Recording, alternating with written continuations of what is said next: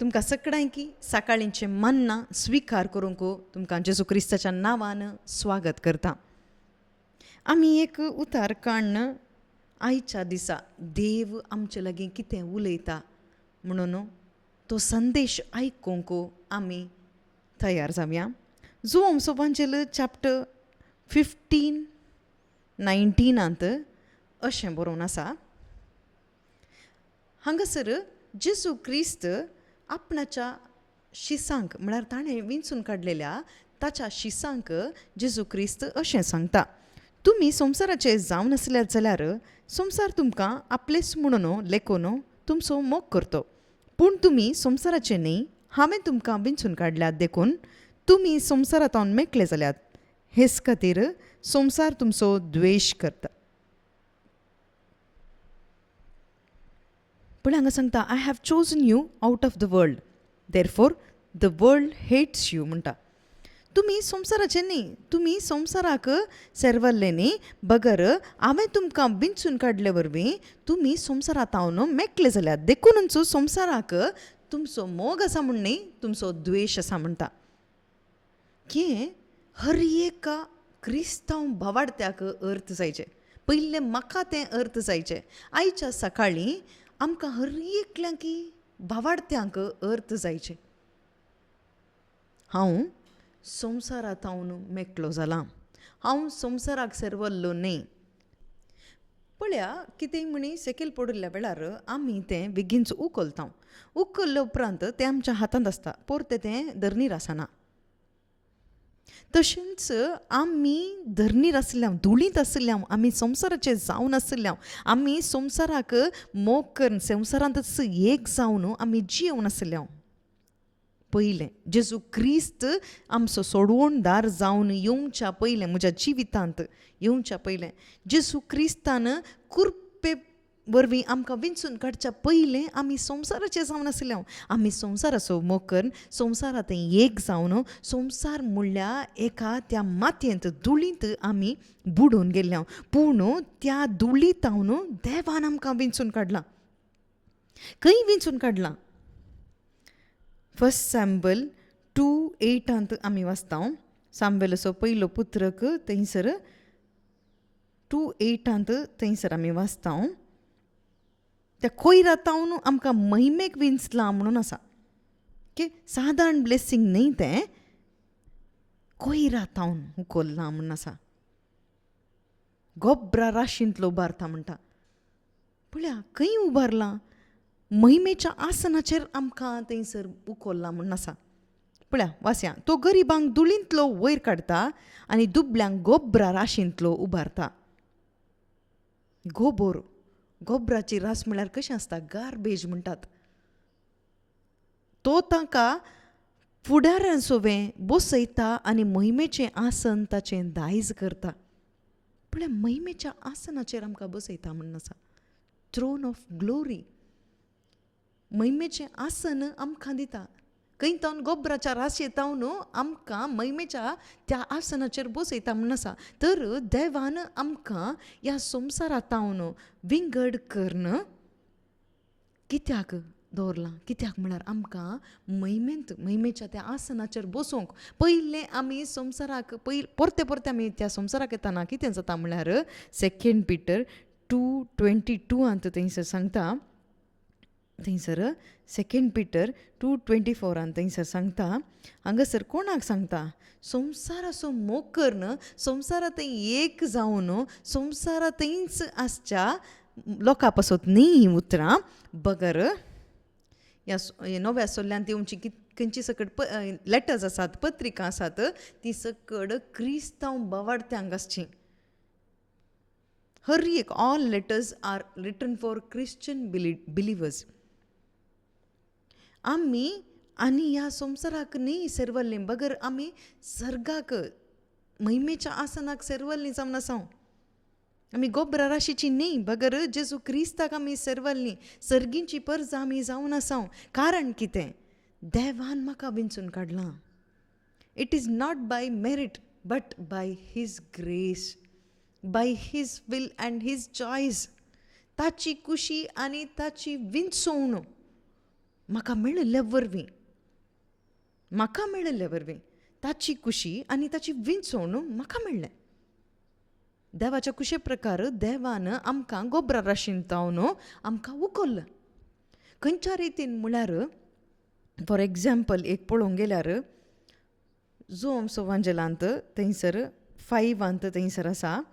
ओके, थंयसर बेतसायदा म्हणल्या त्या तळ्यांत थंयसर जायते पिडेस्त आसले. मस्त सीक पीपल आसले त्या बेतसायदा त्या एका तळ्याक लागीं. पूण जेसू क्रिस्त थंय एकल्या पिडेस्ता लागीं येता. एका त्या पिडेस्ताक आपोवन ताका थंयसर भलायकी दिवचें आमी पळयता. He came to one sick person. म्हळ्यार 38 वर्सां तावन तो वळवळ नासलो. आनी तसल्या मनशा लागीं येवन ताका उठोवन तो थंयसर ताका पिडेतावन गूण करता. 38 वर्सां थावन तो वळवळटालो, पूण थंय मस्त पिडेस्त आसले. ताचो अर्थ कितें म्हळ्यार म्हाका आनी तुका विंचून काडलें आमी बोबाट मारले वरवीं न्ही, आमी मागले वरवीं न्ही, आमी आशिल्ले वरवीं न्ही, बगर देवान खुशी वेल्ले वरवीं. देवान आमकां डिझायर केलें to save me and you. देवान डिझायर केलें to choose you. So he chose you. देखून म्हाका विंचून काडलें. खंय तावन विंचून काडलें? एका गार्बेज तावन गोबराच्या राशी तावन म्हाका विंचून काडलें. For what? कित्या पसत? To make seat with him. ताच्या सांगाता आमी बसूंक, ताचे थंय आमी बसूंक. पयलें बसच्या पयलें आमचें थंयसर सोलवणें जायचें. आतां ह्या संवसारांत आसतना जेजू थंय तूं चलना जाल्यार यू कांट सीट देर.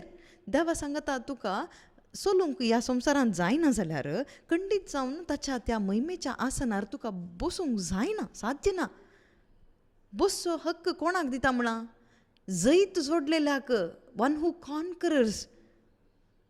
कोण थंयसर जैत जोडटा ताका थंयसर महिमेच्या आसनांत बसचें तें भाग मेळटा म्हण सांगलां. मोगाच्या भाव भयणीनो, क्रिस्तांव बावार्थी जावन आसल्या आमकां असलो एक अर्थ मनोभाव आमकां मेळाचे आनी आमकां पातयेणी येवचे. आमचें प्रॉब्लेम कितें म्हळ्यार बायबल क्रिश्चानिटीक आनी आयच्या प्रेझेंट क्रिश्चानिटीक मस्त व्यत्यास आसा. एक्झॅक्टली ऑपोजीट आसा. आमी कितें पळोवन आसा गी, खंयचे क्रिश्चानिटी आमी पळोवन आसा गी, it is not at all true biblical Christianity. तुका महिमे खातीर तुका क्रिस्तांव जिवीत जियोंक जाय जाल्यार don't look at any churches in this world. कोणाकी पळयनाकात, खंयच्याय इगर्जींक पळयनाकात, खंयच्या लिडर्सांक पळयनाकात, कोणाकी पळयनाकात. बायबलान सांगता जेजू क्रिस्ताक तूं पळय. लुकींग ऑन टू जिजस म्हणटा. जेजू क्रिस्ताक तूं पळय म्हणटा. वा उतराक तूं पळय, उतार पळय. Look at the early church. आदली धर्मसभा पळय. थंयसर धर्मदुताची कृत्यां पळय, पत्रां पळय. कोणाक बरयलीं, खंयच्या परिस्थितींत आसल्या, खंयच्या बावार्थ्यांक बरयलां तीं पळया. क्रिस्तांव बावार्थी कशें आसले, क्रिस्तांव सभा कशी आसली. नीज जावन क्रिस्तांव बावार्थ कितें, क्रिस्तांव सभा कितें म्हणून आमकां अर्थ जायचे जाल्यार पयलें आमी बायबल पळयचें, पवित्र पुस्तक पळयचें. भोंवतणी आसच्या इगर्जींक पळयल्यार आमी लौकीक रितीन ह्या संवसाराच्या रितीन आमी डिसीव जाता. Don't look at today's modern Christianity. न्ही, we should look at true Christianity in the Bible. बायबलांत आसचें नीज क्रिस्तांव थंयसर सभा कितें म्हणून हांवें पळोवन थंय शिकाचें. देव एका मनशाक वा एका इगर्जीक वा सभेक विंचवण करतना तो कसो जियेता वा कशें जियेचें म्हणून हांगासर बायबला मुखांतर आमी जाणा जायचें सोडून दुसऱ्या कोणाय बावार्थ्यांक आमी ह्या संवसारांच्या आसच्या बावार्थ्यांक पळयल्यार आमी पोंडाक पडटा. पूण आदल्या धर्मसभेन ती थंयसर संवसारांत तावनी तांकां विंचून काडल्या उपरांत संवसाराक ते वेताले, संवसाराचो ते मोग करताले. तांच्या विशांत थंयसर बरयलां पेद्रून 2 Peter 2:22. सुणें आपणें ओंकुलेंच काता आनी दुल्लो दुकोरू परत्यान उब्रांत लळटा ह्यो गादी तांचे विशांत रुजू जाल्यात. इमॅजीन करूंक गेल्यार आमकां वॉमीट येता. जर तर तुमी वॉमीट करना अयो हांवें ओंकली नेंगी हांव ओंकला नेंगी म्हणून परते हांव काता म्हणून तुमी केल्यार कशें आसता. इमॅजीन करून पळया कितें तुमी ओंकल्यात. जेसू क्रिस्ताक तुमी स्विकार करतना कितें ओंकल्यात म्हळ्यार संवसार तुमी ओंकल्यात. आसता हें म्हाका नाका, हांव संवसाराक सेरवल्लो न्ही, सेरवल्ली न्ही, जेसू क्रिस्ताक हांव सेरवल्ली. देवान म्हाका यात्तेक वॉमीट येता म्हाका उखलना. आमकां उडास आसा जें आमकां कळीत तावन उखलना. गोबरां राशीत उखोल न्हू आमकां महिमेच्या आसनांत बसयलां. ते वॉमीट कन कन कन कन थंयत लोळून आमी आसले हांव. थंयत न्हिदून आसले हांव, लोळून आसले हांव. थंयत हांव देवान आमकां धुवन नितळ करन, ताच्या रक्तान धुवन नितळ करन, नवो जल्म आमकां दिवन देवान थंयसर थ्रू हीज वर्ड आमकां नवो जल्म ओके देवाच्या उतरा मुखांत आमकां नवो जल्म दिवन आमकां जेसू क्रिस्त सांगता हांवें तुमकां ह्या संवसारांत विंचून काडल्यात म्हणटा. खंय थावन विंचून काडलां? संवसारांत थावन तुमकां विंचून काडल्यात, मेकळें केलां तुमकां म्हणटा. संवसार म्हणलोच एक गोबराची रास म्हणटा.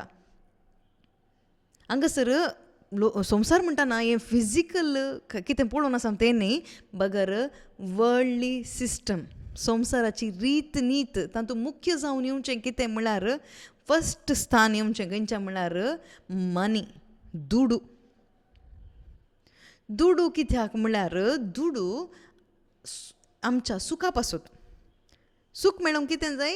पयशे जाय म्हणली आलोचन सैतानान वा संवसारान आमच्या मनशाच्या मनांत ऑलरेडी थंयसर बरोवन दवरून जालां. ऑलरेडी आसा, हर एकल्यांतय आसा, बावार्थ्यांतय आसा, अविश्वासांतय आसा. बावार्थ्याच्या मतींत हें आसा हें ऑलरेडी. आनी आमकां देवान विंचून काडल्या तक्षण आमच्या मनांत हांव तें वचूना. देवान आमकां विंचून काडलां खरें, तशें म्हणून आमच्या मायंडांत हांव तें वचूना. आतां देव कितें सांगून आसा म्हळ्यार you are the children of God, तुमी देवाचीं भुरगीं जावन आसात. देखून थंयसर 1 John chapter 2 verse 15 थंयसर सांगता ओके 2:15 ह्या संवसाराक आनी तांतू आसलेल्या वस्तूंक तुमी भुला नाकात म्हणटा. भुला नाकात. जो कोण संवसाराचो मोग करता ताचे थंय बापाचो मोग ना म्हणटा. Do not love the world म्हणटा. वर्ल्ड म्हणटाना फिजिकल वर्ल्ड न्ही, worldly system, money. Life is to gain money. For what? To enjoy the life, have a comfortable life. एक कम्फर्ट सुखाचें जिवीत आमकां जिवंक चड आनी चड दुडू जाय. हें आसा गे आमच्या मनांत. बावार्थ्यांत इंत असली आलोचन चड आसा, तें जेसू क्रिस्ताच्या नांवानच. थोडे म्हणटात देवान दिल्ल्या जाणवाय वरवीं आमी थंयसर कुडसून दवरिचें. मुयांक पळया, मूय थंयसर कुडसून दवरता आनी तें एग्जाम्पल खाण घेवन खंयच्या रितीन आमी कुडसून दवरून आसा. तशेंच आमी दुडू कुडसून दवरिचें म्हणटा. पूण आमी कितें कुडसून दवरिचें? आमी बावार्थ कुडसून दवरिचें. मुखार येवच्या तसल्या त्या आकांतांत थावन, त्या कश्टांत थावन, आनवरांत थावन, वायटांत थावन थंयसर जेसू क्रिस्त येताना ताच्या मुखार रावूंक, जेसू क्रिस्ता मुखार रावूंक थंयसर भावार्थ हांवें पुंजोवन दवरिचें. भावार्थ पुंजोवन दवरिचें, ताची उतरां पुंजोवन दवरिचें. पूण बोधक बोधन करतात कितें म्हळ्यार आमी कुडसून दवरल्यार, पुंजोवन दवरल्यार आमच्या भुरग्यांक कितें? भुरग्यांक थंयसर सूख मेळटा. खावन पियोवन थंयसर म्हाजेन जियेवेत. आमच्या भुरग्यांनी खावन पियोवन थंयसर सुखान जियेचें. आमी जियेल्ले बरीच आमच्या भुरग्यांनी जियेचें न्ही गे. देखून आमी कितें करीचें? देखून आमी पुंजोवन दवरिचें. पळया बायबलांत जेसू क्रिस्त सांगता लुकाचो वांचेल चॅप्टर 12 थंयसर सांगता 1920 थंयसर सांगता थंय एकलो थंयसर वायट आलोचन तो करिना एक बरीच आलोचन ताच्या मोतींत आसा सेवींग करीचें थंयसर पुंजोवन दवरिचें म्हणली एक बरी आलोचन ताच्या भितर येता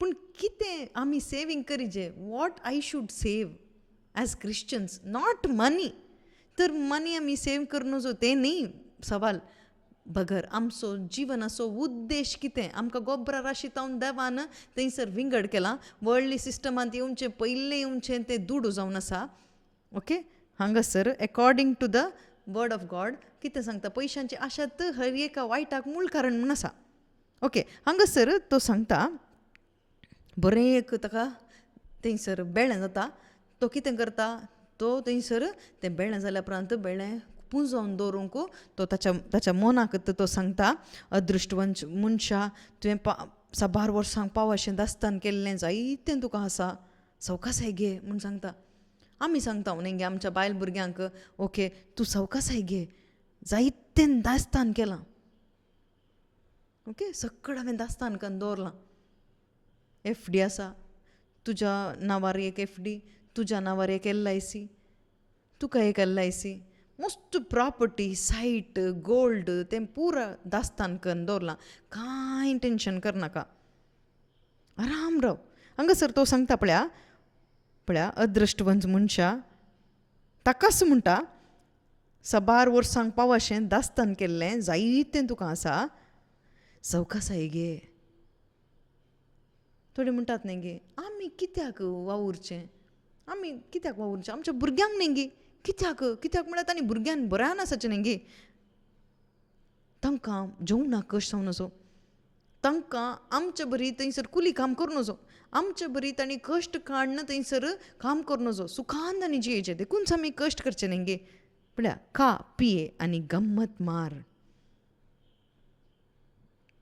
आयकतना नीज आमकां हर्ट जावंक पुरो कित्याक हर्ट जाता म्हणल्यार देवाचो आत्मो आमच्या भितर नातिल्ले वरवीं एक डम्मी क्रिश्चन्स आमी जाल्ले वरवीं नीज बावार्थ्यांक हर्ट जाता कित्याक म्हळ्यार आमचें मायंड आनी की फ्री जावना मायंडाक आनी की हें वचून आमच्या भितर बावार्था मुखांत्र कुरपे मुखांत्र तुमकां सोडवण मेळ्ळ्या फिलिंगांत थावन न्ही तुमच्या मनाक खा पिये गम्मत मार म्हणून तुमी आसतना कित्याक आमी सकाळीं कश्ट काडन सकाळीं उठून दुडू करूंक वयसो वावरूंक कित्याक वयचें कित्याक म्हळ्यार आमी कश्ट काडून दुडू पुंजयल्यार खंडीत जावन भुरगीं आरामेर आसचें न्ही म्हणून हांगासर डिस्करेज न्ही एनकरेज न्ही हांगासर सत सांगून आसात you are called by God out of world to serve God देवान तुमकां ह्या संवसारांत थावन विंगड केलां संवसाराच्या हर एका वायट हातावन तुमी पयस रावा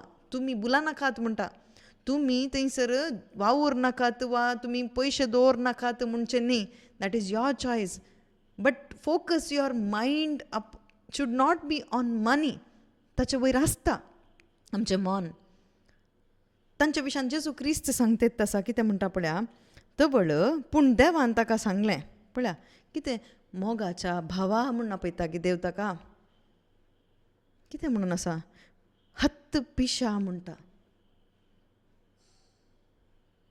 सकाळींचे मन्ना स्विकार करूंक आयिल्ल्या जायत्या जाणांक देवान सांगचें एक गूड न्यूज कितें जावन आसा म्हळ्यार हत्त पिशा म्हणटा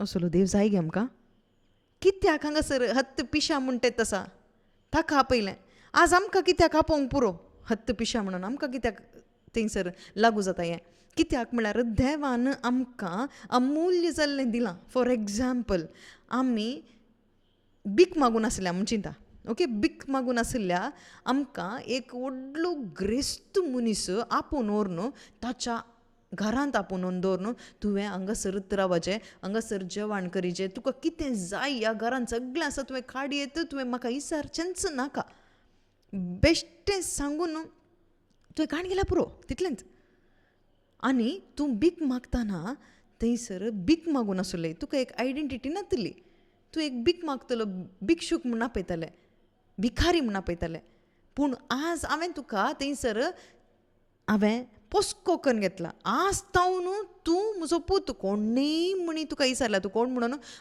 हांव तो म्हजो डॅडी, हांव तसो पूत म्हणून सांग, आनी तुवें म्हज्या रेंजाक तुवें जियेचें म्हणून सांगता, तुवें भीक मागूं नजो म्हणून सांगता. पूण थंयसर ताचे गूण ताचे कडेन आसले वरवीं तो कितें करता, ताचें मायंड चेंज जावना, ताच्या मायंडान आनी की तो भिकारीत. तो ग्रेस्त मनीस तिशीन गेल्या उपरांत वो कितें करता, ताच्या घरा मुखार बसून थंयसर भीक मागल्यार त्या ग्रेस्त मनशाक कितें जायत तुमी चिंतून पळया. तो म्हणटा हत्त पिश्या म्हूण सांगता, हांवें तुका गोबराच्या राशी थावन उखोलन तुका मैमेच्या आसनांत बसयचें म्हणून तुका आदर हांव सोलून आसा, पूण तूं हात सोडून वचून अर्जंट काम आसा म्हणून तूं खंयच्याक वयता आसाय, दुडवाच्या पाटल्यान तूं धांवून आसाय. हें गी तुका अर्जंट काम जाय, खंयचें अर्जंट? अर्जंट हांवें शुभ वार्ता प्रगट करूंक आसा, अर्जंट म्हाका एक मागणें करूंक आसा, अर्जंट काम आसा, म्हाका हांवें बायबल वाचूना, अर्जंट काम आसा, मागण्याक वचचें म्हाका, मन आयकचें म्हाका. तें जाल्यार ओके, हें न्ही, बगर उरल्याक पुराय आमकां अर्जंट आसा. ह्या सर्गींच्या राजा विशांत आमकां खंयची अर्जन्सी ना, संवसाराच्या विशांत आमी व्हेरी अर्जंट, आमकां मस्त अर्जन्सी येता. तवळ जेजू क्रिस्त सांगता थंयसर हत्त पिश्या म्हणटा, आयचे राती तुजो जीव तुजे लागसो पाटी विसारसो आसा. तुमी भियेनाकात, तुमी मरूंक की पुरो मरनासन रावूंक पुरो, पूण तें सकट देवाच्या हातांत आसा. पूण एक उडास दवर, तूं एक दीस मरताय. तुवें कितलेंय संपादन केल्यार, कितलोय दुडू तुवें पुंजोवन दवरल्यार, कितेंय तुवें केल्यार, FD RD खंयचेय म्हणी तुवें केल्यार, 10-100 RD करून दवरल्यार तुका खंयचें 1 रुपय व्हरून वचूंक जायना. तर कितें प्रयोजन?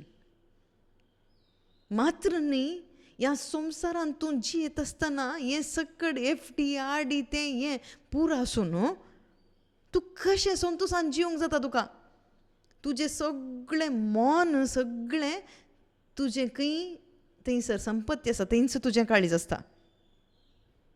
तो भिकारी जायत जाल्यार ताचें खंयचेंय थंयसर ताचें काळीज खंय आसता. तो सकाळीं उठ्ठा, ताची ड्युटी करता, दिसपडतो ग्रास जाय जाल्ल्याक तो भीक मागता. आमचे जायतीं जाणां ह्या मनशां बरीं जायतें पुंजोवन थंयसर भलायकी नासतना, मनाक शांती नासतना अशांतींत जिवन आसात. आनी आमकां क्रिस्तांव म्हणून आपयता आमकांच. हांवें तुमकां विंचून काडलां, संवसारांतावन मेकळें केलां. तुमी संवसाराचे न्ही म्हणटा, तुमी संवसाराचे न्ही, तुमी खंयचे कुशीचे? तुमी सर्गाच्या कुशीचे. सर्गार हांगाची करन्सी वर्कआवट जायना, हांगाची करन्सी नाका. देखूनच हांगासर अखेरीक वास्या हांगासर जेजू क्रिस्त आमकां सांगता, कितें सांगता? मातेव सुवांचेल जायते पोटी आमी वाचलां, परते आमी वाचया आयच्या दिसाच्या ह्या मन्नाक. चॅप्टर 6 31, 32, 33 वर्स आमी वाचून आमी रावया. पळया 31, 32 आनी 33. देखून कितें खावचें आनी कितें पियोवचें असलें सवाल तुमच्या मनांत येता म्हणून म्हाका गुर्त आसा. ओके, तर आमी खावचें नाका गे, तर आमी पियोवचें नाका गे. ओके, एटलिस्ट न्हेसचें नाका गे, मोबायल नाका, आयफोन नाका, आमकां कार नाका, खंयचें नाका, बेन्स नाका, मर्सिडीज नाका, ओडले रावल्यार नाका. एटलिस्ट खावंक, एटलिस्ट ज्यूस पिवंक नाका गे, एक थंयसर बोंडो पिवंक नाका गे, ते पयशे दिनाका गे. ते म्हणटा पळया, एटलिस्ट आमी न्हेसाचें न्ही गे, तें एक थंड जाताना एक खांबोळ म्हणी नाका गे.